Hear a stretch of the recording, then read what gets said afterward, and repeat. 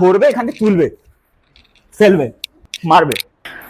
যখন ফাইটে এঙ্গেজ হয়ে গেছিস, you have to be fucking ruthless, তাছাড়া হবে না। কারণ তোকে অ্যাটাক করে দিয়েছে, তোকে মারতে এসছে। আর ওই সময় অ্যাড্রিনালিন রাশ প্রচন্ড থাকে, প্রচন্ড থাকে। হাত পা কাঁপবে, লিটারালি হাত পা কাঁপবে, মাথা কাজ করা খুব মুশকিল। তখন তো যদি ভাবিস যে দুবার প্র্যাকটিস করে আমার হাত দিয়ে পাঞ্চ বেরিয়ে যাবে, কিক্স বেরিয়ে যাবে, নট গোনা হ্যাপেন। প্র্যাকটিস এত করতে হবে যাতে আমার যাই হয়ে যাক।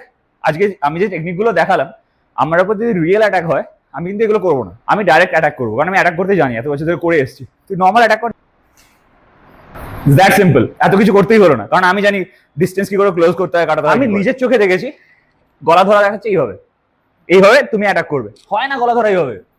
গলা ধরবে, এখান থেকে তুলবে, ফেলবে, মারবে। ধরো ইনকেস পেয়েও গেছে, এখান থেকে আমি সবচেয়ে ইজি কি করতে পারি, পুশ করছে, এটা মারতে পারি, এটা মারতে পারি, আবার এখান থেকে আমি গলা পেতে পারি। ও আমাকে অ্যাটাক করছে, পাঞ্চ করতে আসছে, আয় 1 2 ডান, দুটো পাঞ্চ। জিনিসপত্র খুব সিম্পল রাখতে হবে, তাহলেই একমাত্র টেকনিক বেরোবে।